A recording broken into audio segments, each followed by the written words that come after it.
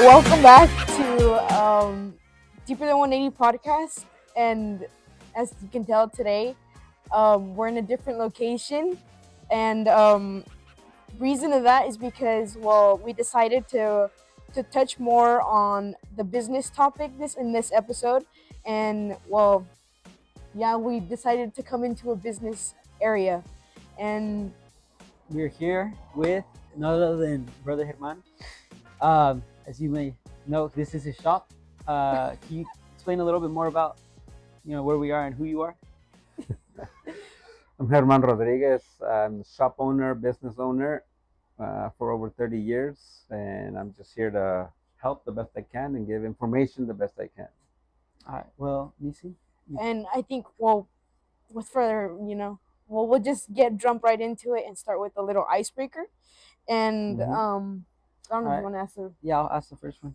Sure. Skills, right? Yeah. I'm just making sure. Just go.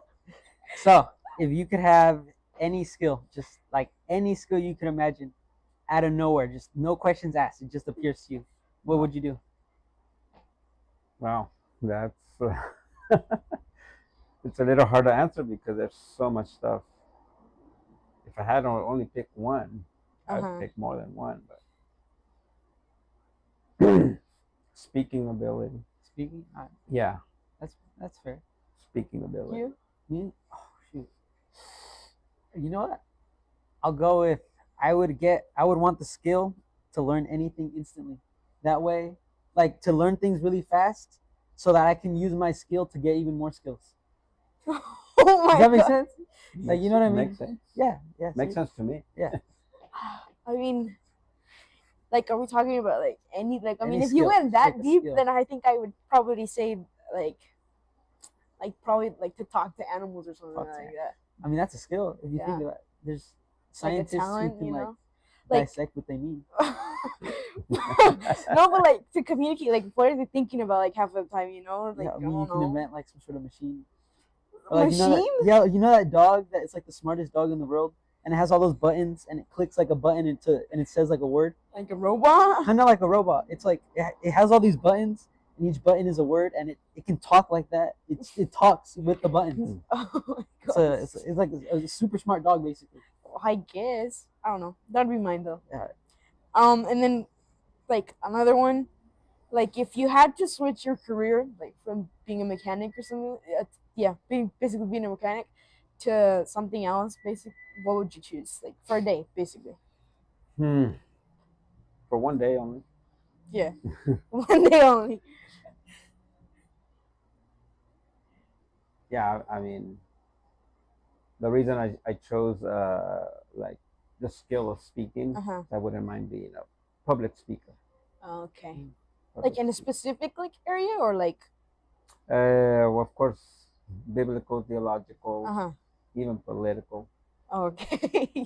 Just try to instill as much wisdom as you can. Exactly. There you go. Combine it. What about you, Nisi? Well, I mean, I don't work right now, so I think it would just be if you could have any job. Specific skill. Say you ended up working as a clerk in some store, and then you then just I did would that for the rest of your life, and then a genie appeared to you and said Okay. you can get something else as a job. Genie. What would you do?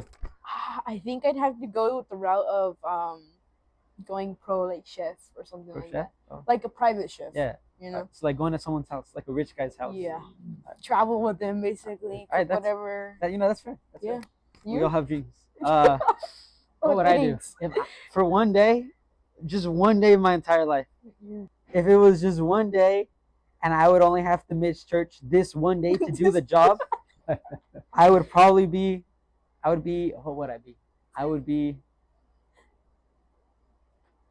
the head coach of the 49ers.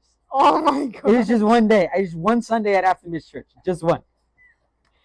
Oh my God. I mean, hey, one day. It's just one day.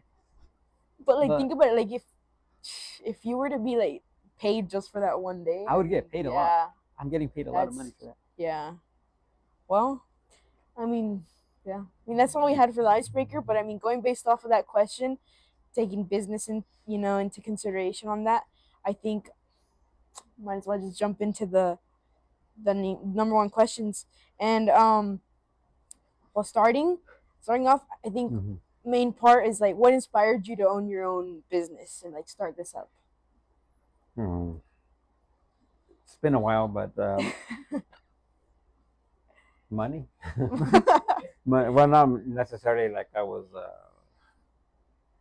How do you call somebody that all they think about is money?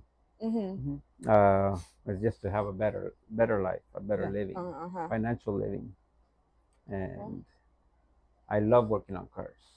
So it's like a win-win. Make good money, Uh-huh. work on cars. Did that start like at a young age or like? Well, it started out of necessity Oh. because when I was like your guys' age, Uh-huh. I had a couple of cars, but they were junk that wouldn't run. Mhm. My brother would give me a car that he would just give it to me because it didn't run, so I had to figure it out and get it running so I could Oh. drive it.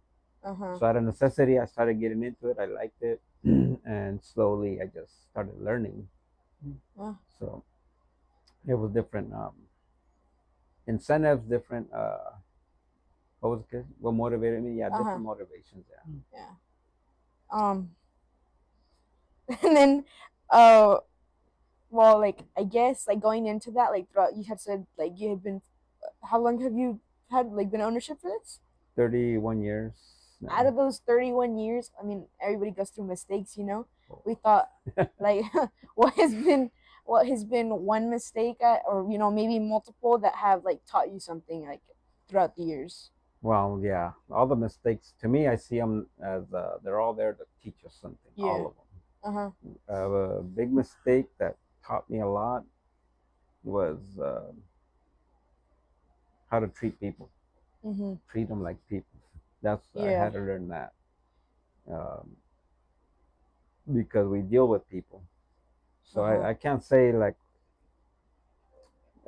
there's one testimony I've said it before where I had a customer kind of talking to me a little angry Mhm. for something that it wasn't my fault. So I kind of responded with angry with him and told him it wasn't my fault. But then Mhm.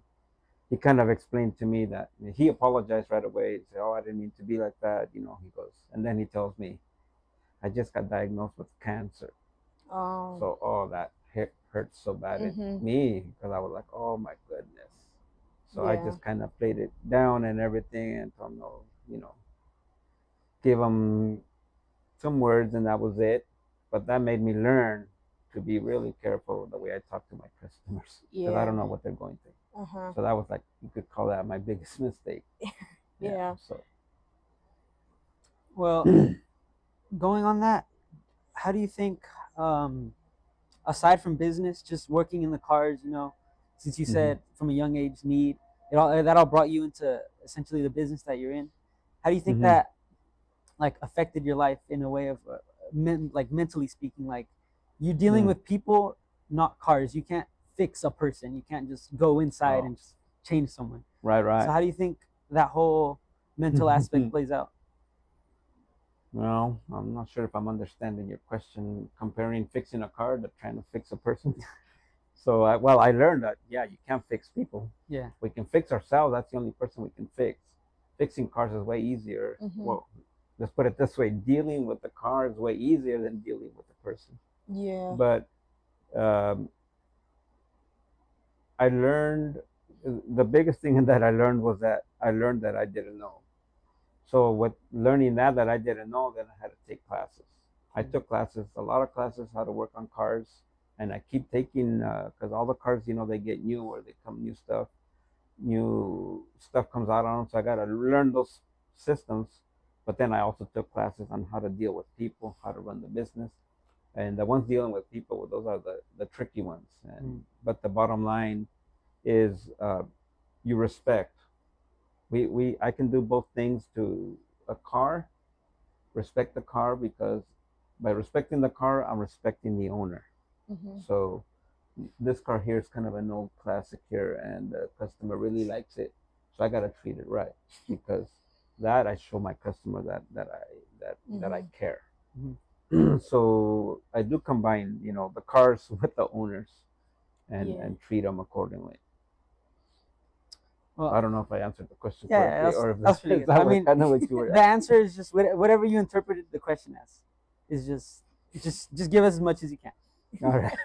So Yeah. So to probably just go more into a little bit more in like a sequence of or like an order, I don't know to right, say. right.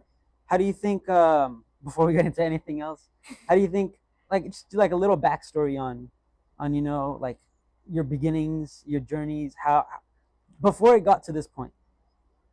Like If we were to make a movie about your shop, how would about the movie the start? shop, the business. Yes. Well, it would start as me working as a mechanic at another shop, a little really small. It was a Chevron station, and you guys don't remember this, but back in my day, all the gas stations they had shops in them. Really? Yeah, if Oh. you go back, Google images from the 80s, 70s, 80s, and you'll Mhm. see the gas station, and they usually had two garage doors like this, a little shop. Mm. So I worked there, and the owner was kind of, he wasn't old, he was like in his 50s. He was Oh actually wow. at the age I'm at right now, and he was thinking about retiring. Oh. So he just out of nowhere, he brought it up to me. He goes, I'm gonna retire, and there was other stuff going on with the station at that time, and he Mhm. didn't want to continue the hassle. So he's the one that threw it on me. He goes, would you like to buy all my stuff and start your own shop? I'm like, what? And like when he asked me that, I was like shocked because I hadn't even thought about it. But then the next day, I kind of, the next day I told him, wow, I've been thinking about what you told me, and yeah, why not? And he helped me a lot, how to set up the business. So I was 26 when he told me. Right when I turned 27 is when I opened the shop, and uh, God, just going back to that 1995, that's when I started. It was I wasn't in church at the time, but I was praying a lot, especially making that transition Uh-huh. making such a big transition. Um, I could see God's hand in my business Mhm. because um, I don't know if I can say this here, but get people in trouble. It was a little tough at the beginning. I went through some personal stuff and financial stuff, but God had just like organized everything when I was struggling financially, but my boss, he didn't like want all the money up front. We we Mhm. made payments. I told him of the situation we had. My father-in-law had gotten in an accident in Mexico, right? Oh. The first week that I started my business, we got a call and that he was in hospital in intensive care. So my wife had to fly down there with my son. He was 2 years. He was a year and a half. She was pregnant with my daughter. Wow. So that just created a big financial deal and of Mhm. course personal stuff. And I was trying right at the same time. Like I said, it was the same week that I was open the shop for business and starting to get a little bit of work, and that happened. So she went down there. Then I had to go down there like a week later because she couldn't handle, seeing her dad in intensive care, and I had to go help her with the baby. So I, I had some credit cards, so started getting in debt and whatnot. So we Ooh. was down there for like a week and a half, and I came back and just started working. I mean, just working 12, 14 hours a day.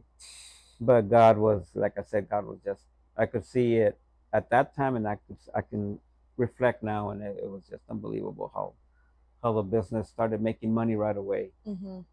Some people that I talked to, as far as I talked to my family, my brothers, sisters, and nobody wanted me to start the business. They said it's too stressful. You're gonna go through all this. You're gonna fail, and Yeah. and I so I just kind of stopped talking to them, ignored them, and I said this. I just talked to my wife, and she backed me up, Mhm. and then he said, well, these opportunities don't come all the time, so basically I took the opportunity and ran with it.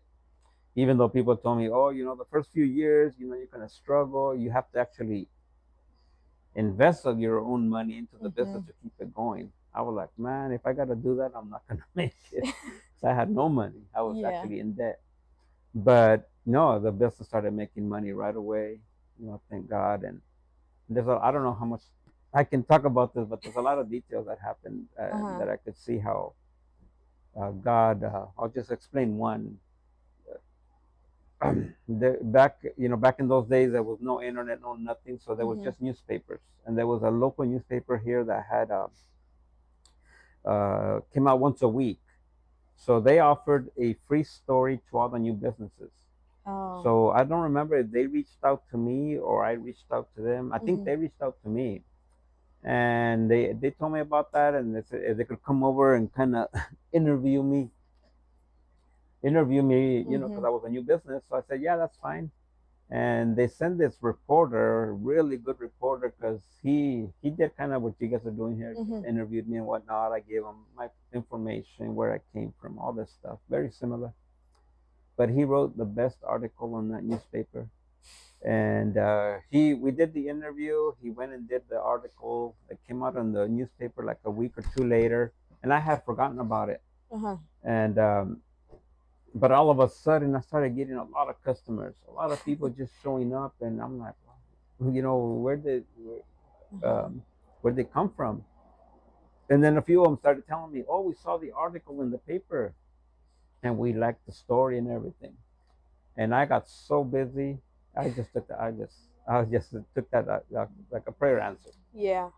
And from there, the business has been going up and down, but mainly up. It's mainly up. Uh huh. So Wow.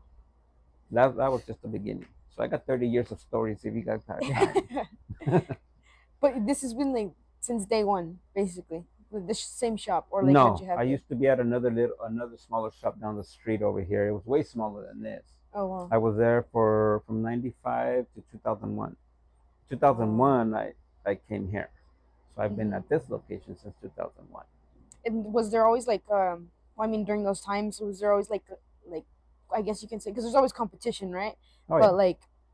like could you say like how nowadays where like everybody's like everybody has their own kind of little business and like it's like Hmm. basically competitive now, or like was it Yeah, different basically? it was different. These days in my business, the auto repair business, Mhm. there's not that much competition Oh, okay. because um, right now, just off the top of my head, there's at least just last year I heard at least two shops that closed, and Mm. in the last, let's say, 5 years, most of the shops that were kind of growing with me at the same Mhm. time, a lot of them have closed. At least three or four have closed, and the problem right now is that we're having a hard time finding mechanics, Oh, okay. and a lot of the other businesses, they just kind of closed and moved on to do something else or go work for somebody else, Yeah. and because it got tougher. And to me, I look at it as it got tougher, and God is allowing me to kind of Mhm. flourish among that, because now Yeah. there's less shops. Yeah. Yeah, so there was more competition back then, but now there's less shops, so there's less competition and more people.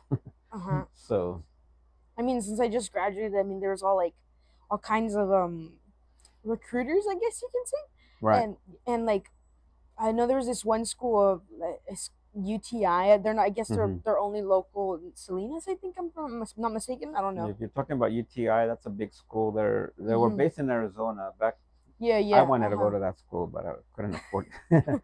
So, but yeah, they're based in Arizona. I believe they have one in Sacramento. Yeah. And they had said, I don't know. I That's what I'm saying because I don't know. I think they had just said that they opened one in Salinas, so that's the Okay. closest one. I don't know, but they were like it seemed like the area of mechanic. It was hard. Like Hmm. they had always said like they were trying to push it because they said that there's really nobody, especially like in diesel, I guess, Yeah. that they had Yeah. said that like oh yeah, and I think that's why like nowadays like it's like they're paying you to go to school, like Right. they're I think if I'm not mistaken, I think they pay you to go there, huh? Oh yeah. No, I To don't know. I think they give you a job meanwhile you're learning, and that's why Okay. I mean, I honestly even I thought of it. I was like, because Oh they were yeah. mentioning numbers, and I was like, I mean, might as Hey, well. I mean, get paid to learn. Yeah. yeah. So I was like, but going based off of that, like the business aspect, I mean, I did again in high school. You would hear nowadays that people want to open their own businesses now. Right. So like, what would you say? I guess that was like that's key. I guess to open your own business, like something that you've learned over time, like starting your own business. Well, this business is kind of I'm gonna say kind of natural, because Mhm. people need their cars repaired. Yeah. So it's something that's existed since cars existed, right? Yeah. So, but yeah, if you're talking about business in general, then you got to find a need, Uh-huh. something that people need. And if Yeah. not, you can create a need, right? Exactly. Yeah, that's what David was saying, how he wants, if he could change something for one day, is like be Uh-huh. smart. Yeah. Yeah, Steve Jobs was smart, Uh-huh. right? Steve Yeah. Jobs invented the iPhone. Mm-hmm. We didn't know we needed it, right? Until Now look until at he us. invented it. He Yeah. invented a need, Uh-huh. and look what happened with his business. Exactly. And that's pretty high level. But for anybody that wants to be own their own business, Mm-hmm. I recommend it. You being your own boss, being in control, Mm-hmm. and you pick something good, and then you make good money. Mm-hmm. But also pick something that you like doing. Yeah. Because if you like doing it, you can motivate yourself to do it better and Mm-hmm. more, and and uh, and do it legit. Do it legit. Don't cut corners. That's one of the things I really appreciate about my ex boss, because he had Uh-huh. a Chevron station. The Chevron, the corporation, they kept an eye on their stations, make sure they were Oh, okay. clean, in order. I mean, just very legit Mm-hmm. because of the name. So he had to do that so he can keep the name of Chevron. So that I learned from him. I worked for him 7 years, and so I learned how to run the business legit. Oh, okay. So when he helped me establish my business, I went to the city, got all the permits, the licenses, Mm. to the state, Mm-hmm.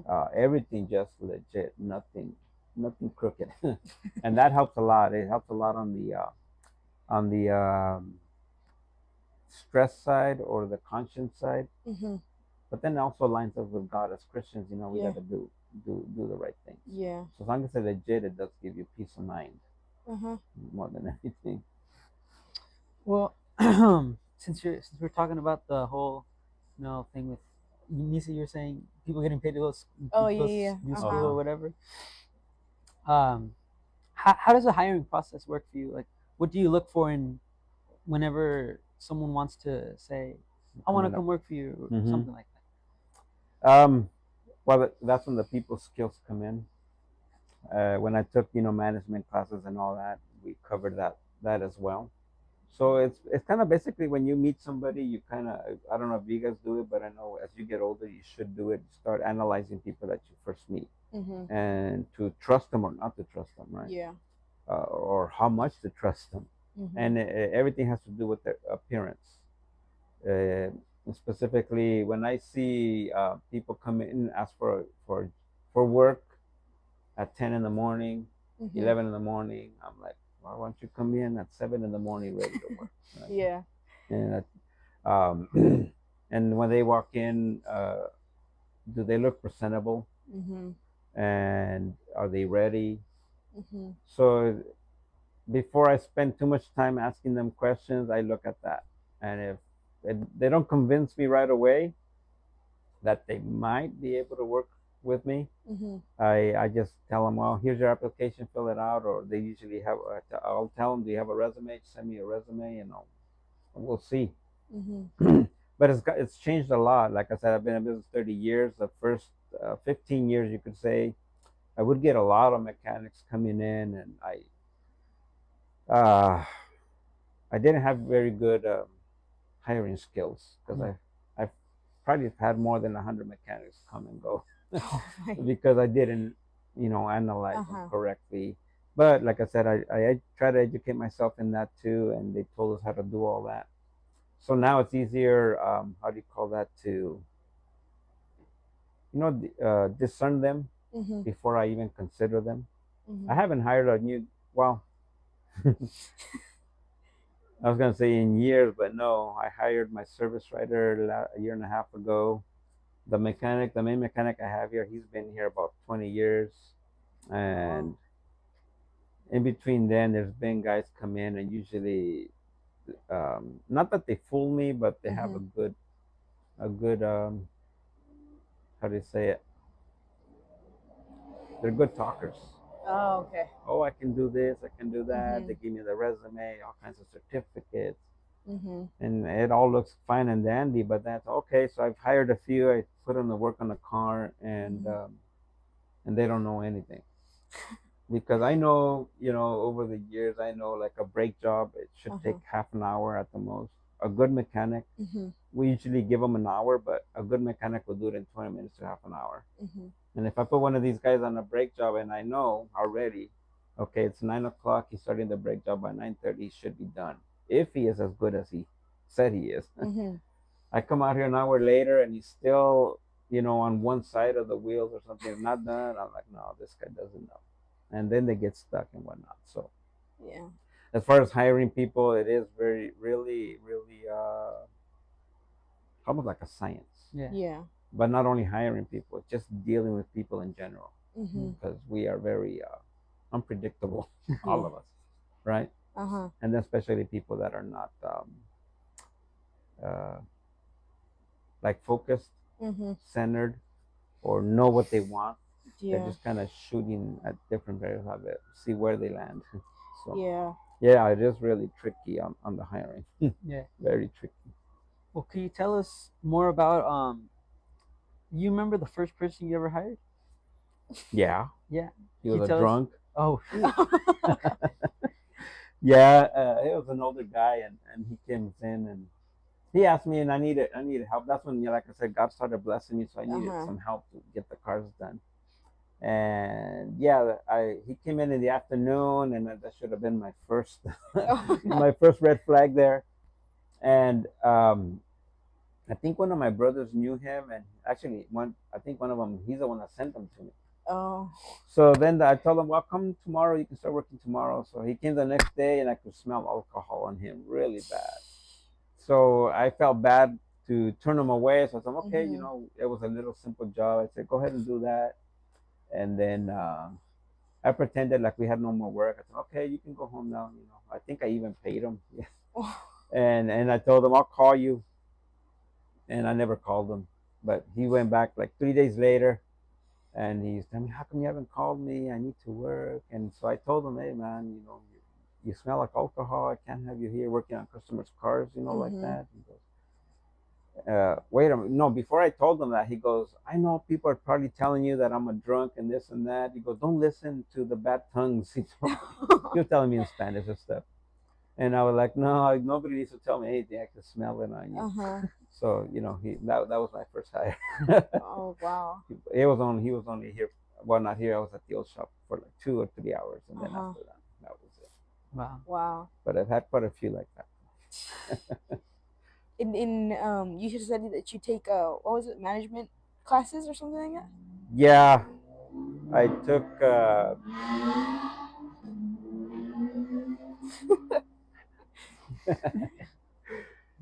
yeah, since I was working for my ex boss, I that? Uh used to huh. take classes at night, to learn Oh different okay. systems to get Mhm. certified. I was certified with the state for doing smog checks, brake inspections, that a bunch of different Mhm. certifications from the state. So I took night classes to get all that done. But the one thing that I didn't prepare for was running a business. Oh, Being a okay. mechanic, knowing how to do everything back here is one thing, but running a business is a whole different thing. So wait, did So you just end high school and then jump straight into it, or? no, I went 2 years to Gavilan College, Oh, okay. and they Oh, had a mechanics program there. So I took my oh, general ed and mechanics classes there at the oh, time, okay. and right there is where I used to take the night classes as well. Oh, okay. So I took classes there to get my smog checks and to do AC systems and a bunch of different things. Mhm. Well, that's when the computer controlled cars started coming out, so I had to take a lot of classes to learn all that computer Oh. control stuff, all Mhm. scanning and all that. So I prepared myself, as a mechanic, but I didn't prepare myself as a business owner. Mhm. So let me see. We started in '95. I started taking classes like in '98, but in 2000, from 2000 to 2010 is when I took the main classes Business. for business. Oh, Yeah, okay. to run the business, and the classes I took, the programs I took, they were specifically for shop owners. They weren't Oh. for any kind of business, just for auto shop and body shop. Mhm. So they taught us everything, how to do the books, how to hire mechanics, They taught us even how to steal mechanics from other shops. Oh wow. Because if you see a good one, go You over gotta there, take make in an offer, and bring them. Yeah. So so yeah, it took a lot of it takes a lot of time Uh-huh. Yeah. and hard work. So that already came incorporated into the business. What's management and stuff like that, Mm, into the business classes that you were taking, or was yeah, that like on your a separate account? Like you had to go in for like management courses specifically. yeah. The classes that I took different ones. I did take like specific business classes, but Mm-hmm. then I took mainly shop management classes. Oh, okay. And there's a big company back east. I had to fly back to Baltimore Baltimore. a Oh couple wow. of times to take those kind of intense classes, Uh but huh. they were really good. They just opened my eyes to to the potential Uh huh. that I had, Wow. especially when I was here. I was already here at this shop, and this the big piece of equipment there that's called the hoist, but Mm-hmm. we call it a bay, and they take it down to the money that each bay is supposed to be making per day, Oh wow. given 2 3 mechanics, a helper, and all that.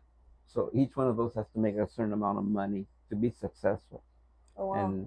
And I have I have 10 bays. In here. Yeah, Oh I wow. have 10 bays, and I'm trying to remember the numbers, but they were outrageous numbers. It was like a shop my size with 10 bays with 3 mechanics should be making $2 million a year. But I've never had that level of technicians to help me. So I can't hit that. Yeah. But that's just the potential. That's kind of what they showed us. They Uh opened huh. their eyes. So there's so much potential. So Dang. I mean, a regular person bringing in a car wouldn't even think of that, you know. no, But I mean, that's crazy to believe in, you know. yeah, But wow. yeah. I didn't believe it myself until you start seeing the numbers. Yeah. You start and everything adds up. I was like, That's when wow. you really start thinking like when all the numbers are breaking down. That's when like yeah, everything Hmm. starts hitting you, and it's like wow, like like it could be this. I mean, it even gets somebody And then it excited. motivates you Uh more. huh. Yeah, there you go. It's Yeah, like yeah. it's I think crazy. money motivates everybody, right? Yeah. Nowadays, I mean, We can't say, "Ay, soy hermano, no me importa el dinero." No, yeah. you lying. We care. No, yeah. We care. Now even more. Yeah. Well, on the topic of being a brother and all that, yeah, there's I don't know where this running a business obviously is how would you compare it running a business? You obviously have competitors, you have people who have other guys, you may want to take someone else's guy. How do you feel it could relate having this business in obviously now you said there's not really much, the competition isn't really as big as it was back then, but Right. back then it was probably more you have to like fight for this, you gotta like Hmm. we're all fighting for the same fish in the pond. Right. Right. So Okay. how do you think it would relate more to like a like I don't know some sort of like how can I put this, like general battlefield mentality of like essentially being at war with all your other competitors? Well, I wouldn't call it war. It's competition, right? Yeah. So Yeah. that's something that they taught me too, because it was a lot of the stuff I learned was stuff that Mhm. I kind of already knew, Mhm. but when I went to the classes, they just confirmed it for me. Uh. So what they taught us on that, as far as a competition, is that we're not in competition. Like right across the street is an auto repair shop there. Uh huh. That's a body shop. There's a body shop here, and I believe there used to be when I moved here. There used to be one, two, three, four. There was like 4 shops, auto repair shops Oh, okay. plus body shops. Oh Okay, wow. right now there's only two. Two. Well, besides mine, there's that guy across the street and one more down the street. And Oh. the one down the street, I've heard he's probably going out of business. So, anyways, the competition has gone down. But at the same time, they taught us, okay, you're not in competition with your neighbor. Mm-hmm. Because if he comes out here and puts a job oil change for $30, I Mm-hmm. can't go out there and put oil change for $25, Mm-hmm. and then he'll go down to $19. Oh, I gotta go down to 15. No, because then we're both gonna be out of business. Yeah. So what they taught us is that we have to set our prices according to our overhead, and an Mm-hmm. overhead is the cost to run my business. Oh, okay. If it costs me $10,000 a week to run my business, Mm-hmm. I gotta make a profit margin. I gotta make 40,000 a week to Wow. as a auto repair shop. We have, I mean, all the businesses have what they call a profit margin. Mm-hmm. A certain amount of profit you gotta make to make it worthwhile to be in business. Oh, okay. So auto repair shops gotta be at 60% or more. The more the better. Uh-huh. So that's my let's say my goal, to hit that Yeah. 60%, not to outbid The the shop others. across the street, Yeah. not to be fighting for the Yeah. same fish. No, So because then we'll both starve, right? yeah. Yeah. Yeah. Because if it costs me, let's say my cost to do an oil change, there's no money in oil changes, first of all. Uh-huh. So don't go into a business of doing oil changes only. There's no money there. Don't let The, them scam you out there. yeah, the only reason they do really cheap oil changes to get you in to find other stuff on the carts, Mm-hmm. and that's where you make the money. Yeah. But anyways, an oil change, let's say my cost is $30 as far as what I'm paying in oil, in the filter, and the employee's wages. Mm-hmm. Now, the employee's wages is not only like he's making $20 an hour. I gotta add on that workman's comp insurance. I mean, Mm-hmm. it's a big it's a big formula. Uh-huh. Okay, so let's say a car comes in for an oil change, it's gonna cost me $30 just straight out Mm-hmm. for all that stuff. So I can't sell it for $30. I gotta make a profit, Yeah. right? I gotta sell it for $50. Actually, my oil changes right now are at $150, 120 to 150 depends. So if my neighbor's advertising, there's a speedy loop down the street here, then, and they advertise really cheap stuff. Mm-hmm. But at the end of the day, I've seen their invoices from customers that bring let me see them sometimes, and they charge more than me actually, but they advertise really cheap. Oh. So, but there, see, they have the formula down to where they Mm-hmm. want to get the people in, Mm-hmm. but then they upsell a lot of stuff. Mhm. But and that's the way it is in any business. Everybody's got to make a profit. Yeah. So we don't. I don't. At least I learned. Like people will come in here and tell me, "Oh, the guy down the street can do it cheaper." I said, "Well, then go down the street." you know, because one thing that I learned at my when I went to Baltimore and they did like a rundown on all my. I had to take all my books, my real numbers as far as what I was doing and all that. And once they analyzed it, they put it into their system. It turns out I was working for free Oh because wow. I was giving discounts. I was competing with my neighbor. I was, lowering my prices, and I was working for free. They even told me, "Why are you even working? You're working for free." Yeah. Because you need to set your profit margin and stick to it. Mm-hmm. You're better off not working, not wasting electricity, not wasting your energy Mm-hmm. on a job that you're not making money on. You Mm-hmm. gotta make money. Yeah. So because it's better to make money on 5 customers than have 10 customers and not make any money. Mm-hmm. So Wow. so it is, like I said, it's been a learning experience. So now I don't worry at all as far as people that come in and, oh, that guy's cheaper over there, or this other guy told me it's not that much. And then right now we have the other one that, oh, on YouTube it looks so easy. Why are you charging so much? All right. So Yeah. so no, I just stick. I'm firm. Uh-huh. I'm Would you firm say on. that, like, how you had said that you get other people's invoices through other different companies? Mhm. Is that kind of like how you get your intel, basically? Like, A little bit, yeah. just to compare, Uh-huh. because sometimes they want to compare, so they'll show me the quote they got from the other shop, or sometimes they didn't do a good job over there, so I tell them, well, can I see what they did so I can double check everything? Mm-hmm. So then they'll show me, and that's how I find out. Or they'll tell me themselves. I'm like, oh wow, I've been going over there, and they charge me like more than you for the same thing, right? For the same an oil change or whatever. And Yeah. so that's how I find out that I'm okay. I'm okay on the pricing, Yeah. even though here in Hollis everybody says that I'm the most expensive, and I'm actually proud of that. Yeah, I tell them, yeah, I'm proud of that because I'm here to make money. Uh huh. I'm sorry. At the end of Yeah. the day, Uh I'm huh. here to make money. The more, the better, right? Yeah. Yeah. So yeah, as long as well, I don't know. Can I keep speaking? Yeah. Yeah. Go ahead. That's why you're here. Okay. It's okay to make money, and I'm not ashamed that people say, especially the Hispanic community, Mhm. "Hey, Germán es bien caro, y que sabe qué. Don't go over there." I was like, "That's fine. I don't mind." Uh You huh. know. uh, but the thing that like I don't feel guilty or anything Uh huh. because I don't cheat. There you go. Uh Okay, huh. I'm honest with them. I respect them. Mhm. I tell them what it needs, even if it's expensive. I tell them, well, that's what it is. I'm not Mhm. gonna sell you something that it doesn't need. I'm not gonna cut corners either. Mhm.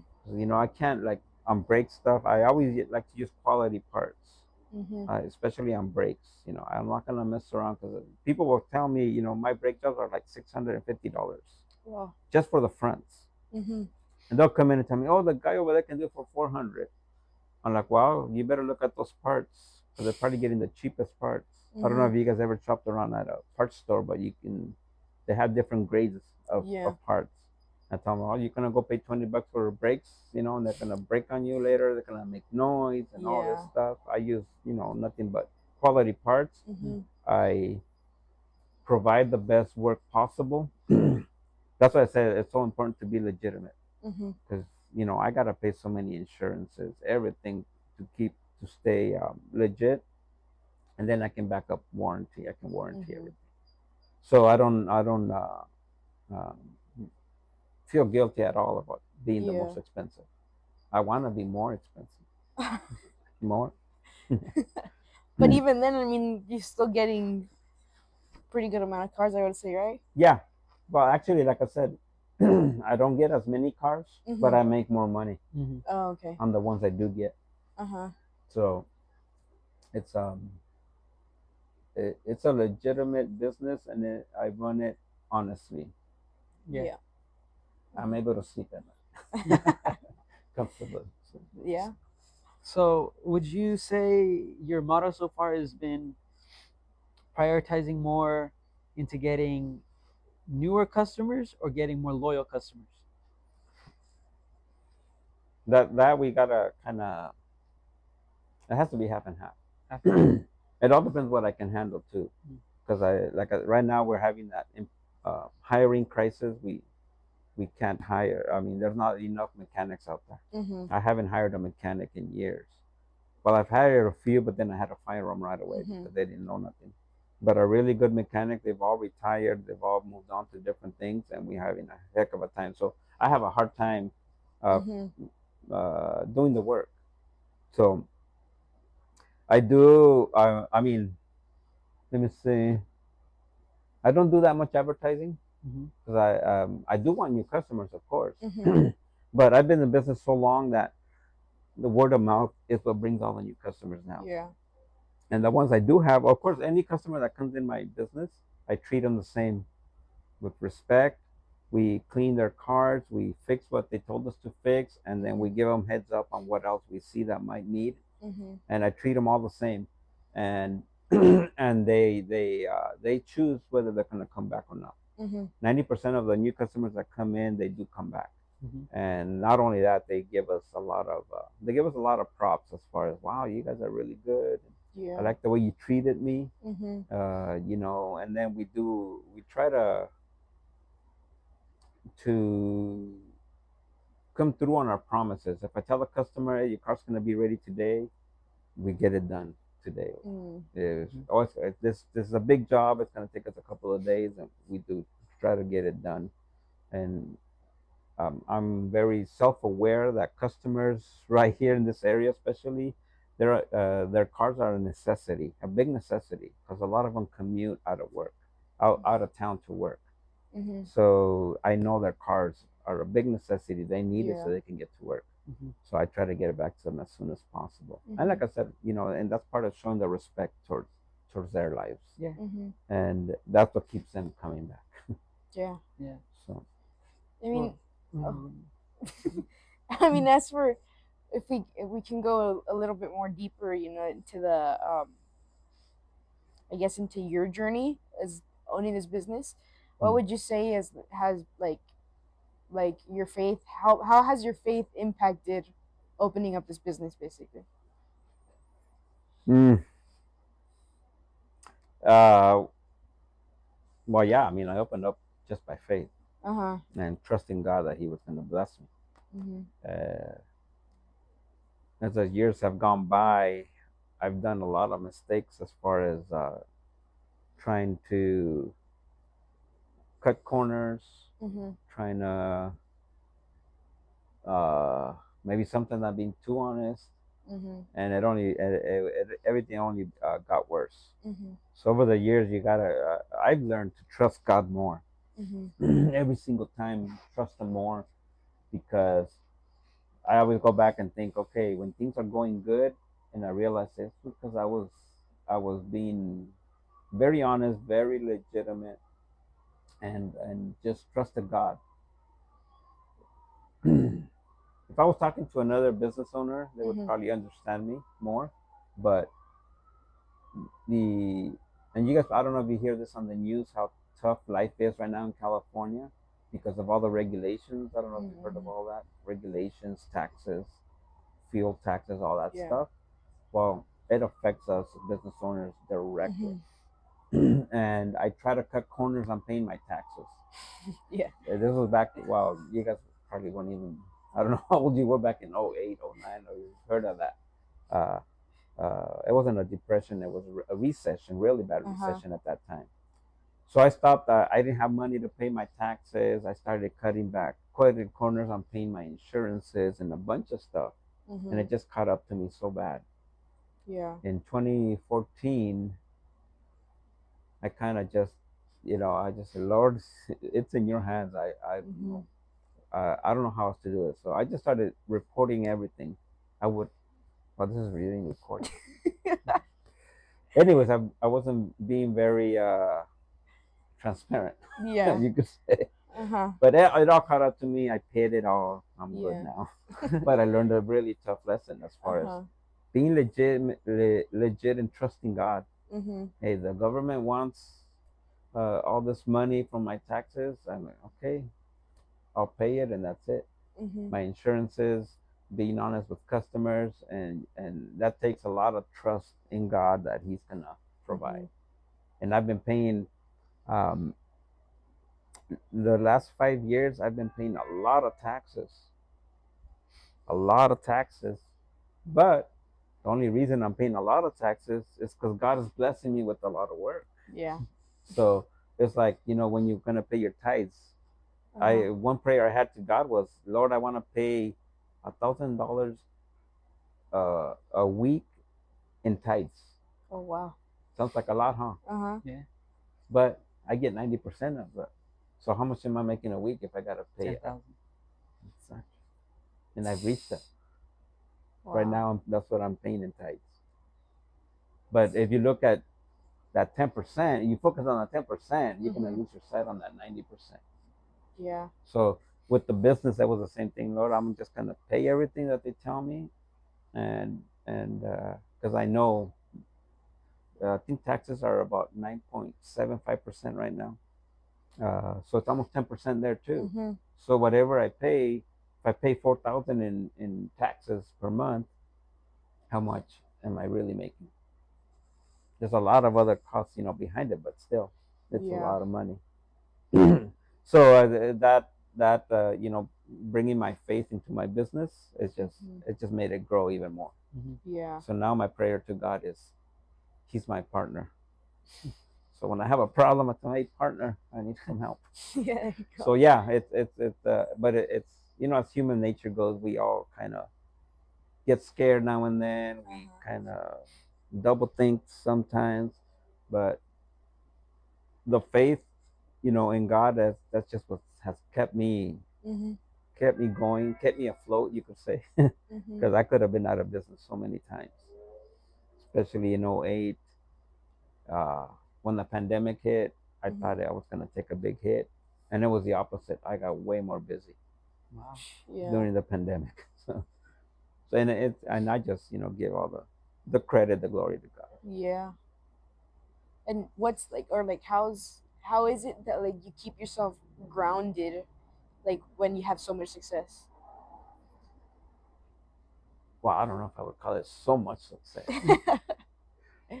Well, a lot of people, that you see the end product. Uh-huh. I can tell you right now, okay, I started in 95, it's 2026, it's 31 years, and you Mm-hmm. can see the beginning to the end. But in between there, oh my God, it's been so Yeah. a little crazy, but at the same time, I usually, I'm always, thinking back, and just seeing how so many things have happened that only God could have done them, Mm-hmm. that only He could have saved me or got me out of those situations. Yeah. So it keeps me grounded because of the experience that I've gone through. Yeah. Not only in the business, in my personal life, and even though I lost everything in 2010, everything. I mean, I came out in 2011. I was in debt $1.5 million.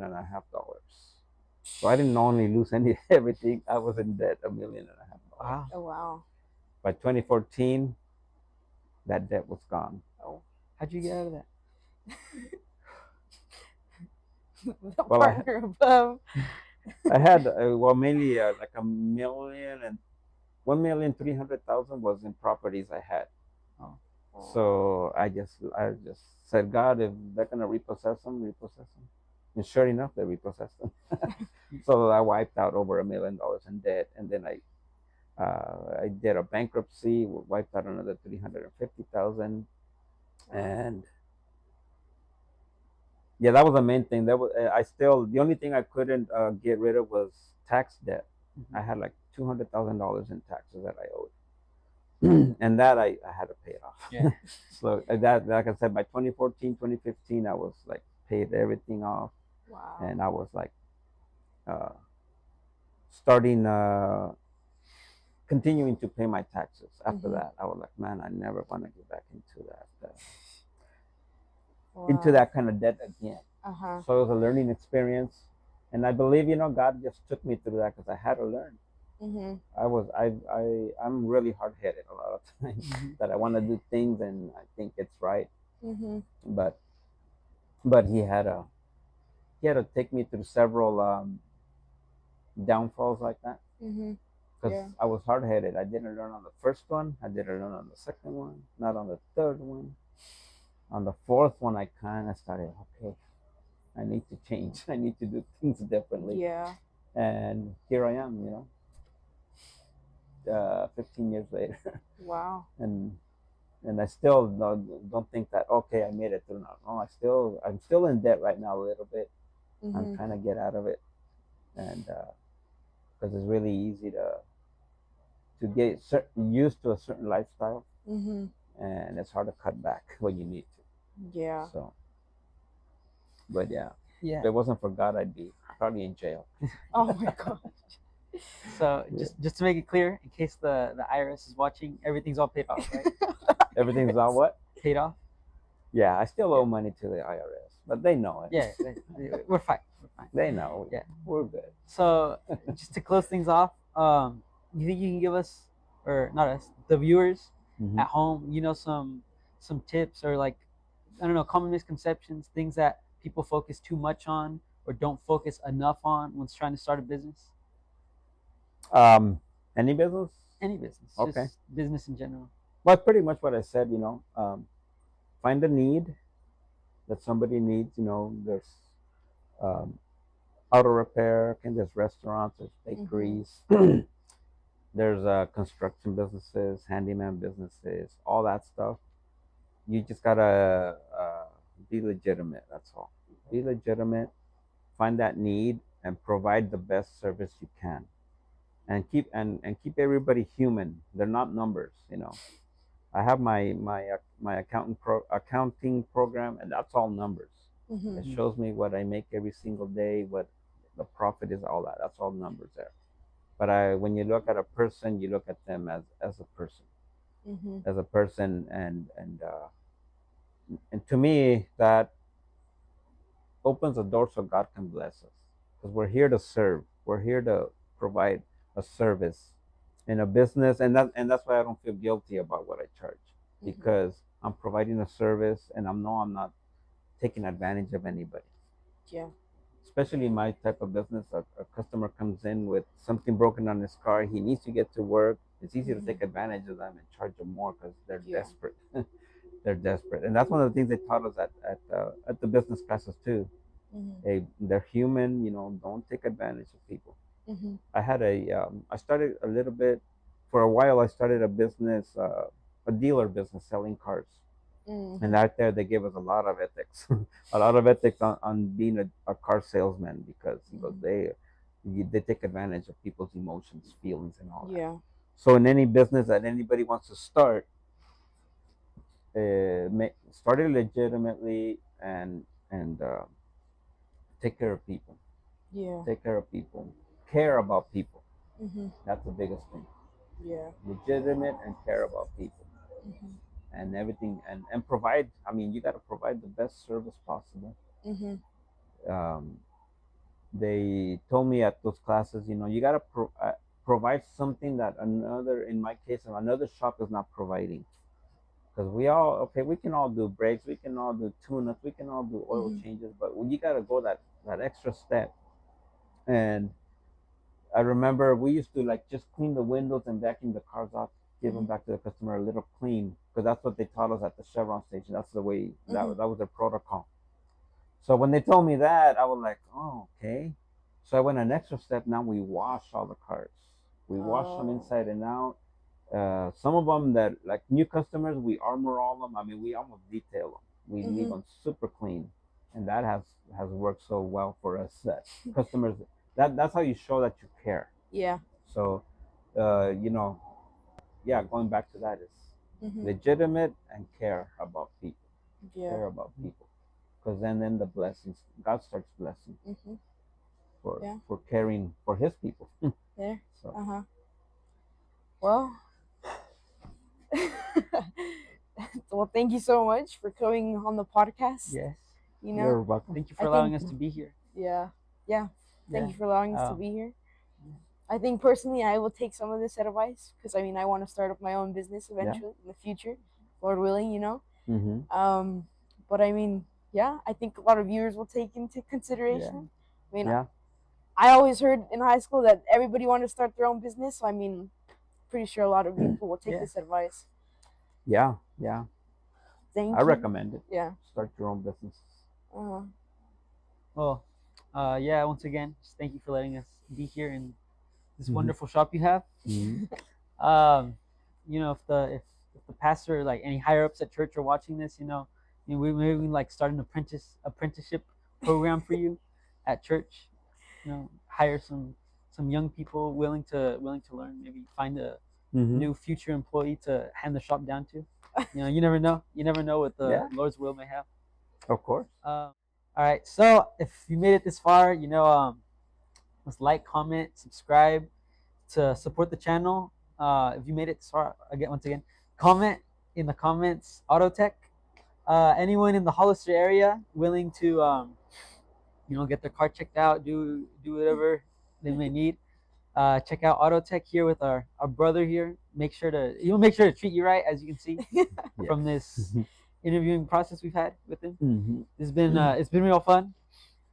And without further ado, may the Lord bless you and keep you. May the Lord make His face shine upon you and be gracious to you. May the Lord lift up His countenance towards you and give you peace. There.